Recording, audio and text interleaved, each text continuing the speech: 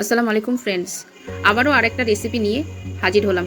কাল রাতে চালের আটার পুরি করেছিলাম, ভাবলাম আপনাদের সঙ্গে রেসিপিটা শেয়ার করি।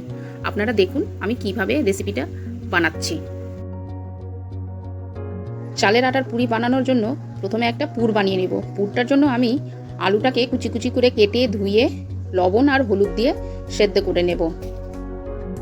আলুটা সেদ্ধ হয়ে গেলে সে আলুটাকে আমি আবার তেলে ভেজে নেব, লাল লাল করে ভেজে নেব।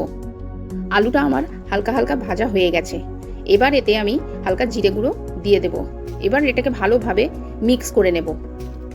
ওদিকে আমার আলু ভাজাটা হোক, এইদিকে আমি চালের আটা আর গমের আটা মিক্স করে মেখে নিই। এখানে আমি 3 কাপ চালের আটা নিয়েছি আর 1.5 কাপ গমের আটা নিয়েছি। এবার এগুলোকে ভালোভাবে মিক্স করে নেব। এতে আমি একটু লবণ দিয়ে আবারও মিক্স করে নিলাম। এবার এটাকে হালকা হালকা জল দিয়ে আমি মিক্স করতে থাকবো। আপনারা কিন্তু মিক্স করার প্রসেসটা কিন্তু দেখে নিন ভালোভাবে। এই আটাটাকে হাতের এই তালু দিয়ে ভালোভাবে এইভাবে মাখতে হবে। এই যে দেখুন আমি কিভাবে মাখছি, এইভাবে মেখে নিতে হবে। আমার আটা মাখা হয়ে গেছে। এবার আমি আলুটাকে গ্লাস দিয়ে ভর্তা করে নেব। আলুটা গরম ছিল, সেই জন্য আমি গ্লাস দিয়ে করেছি। আপনারা হাত দিয়েও করতে পারেন।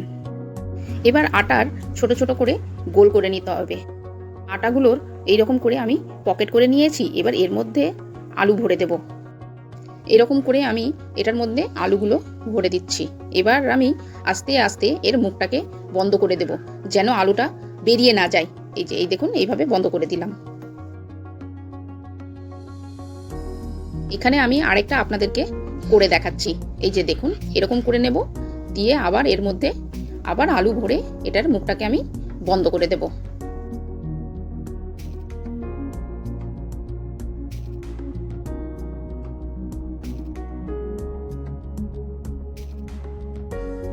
এরকম করে আমি কয়েকটা আগে থেকেই বানিয়ে রেখেছিলাম। এটাকে আমি রুটি করার বেলন চাকি দিয়ে বেলবো না, হাতেই আমি পাতলা পাতলা করে গোল গোল করে নেব। এই যে দেখুন হাতের মধ্যে আমি তেল নিয়ে নিয়েছি। এবার এটাকে 2 হাত দিয়ে এরকম করে আমি আস্তে আস্তে পাতলা করে নেব। এই যে দেখুন এইভাবে। যে দেখুন আমার গোল গোল করে পাতলা পাতলা করা হয়ে গেছে।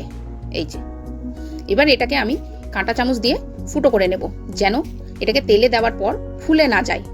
আর একদিকে আমি কিন্তু কড়াইয়ের মধ্যে তেল গরম করতে দিয়ে দিয়েছি। এবার এটাকে তেলের মধ্যে আমি দিয়ে লাল লাল করে ভেজে নেব। এই যে দেখুন এটা ভাজা হোক, ওইদিকে আমি আরেকটা হাতের মধ্যে বেলে নিই। এই যে দেখুন এইভাবে আমি এটাকে গোল গোল করে নেব। এটাকে আবারও আমি তেলের মধ্যে ছেড়ে দেব। এর আগে আমি যেটা ছেড়েছিলাম, এই যে দেখুন আমার লাল লাল করে ভাজা হয়ে গেছে। আবার সেটাকে আমি ছেড়ে দেব। এই যে দেখুন আবার এটাকে আমি লাল লাল করে ভেজে নেব। আমার চালের আটার পুরি রেডি। এই যে দেখুন আপনারা একবার বাড়িতে ট্রাই করতে পারেন। রেসিপিটা আমার কেমন লাগলো কমেন্ট করে অবশ্যই জানাবেন। আজকের জন্য টাটা।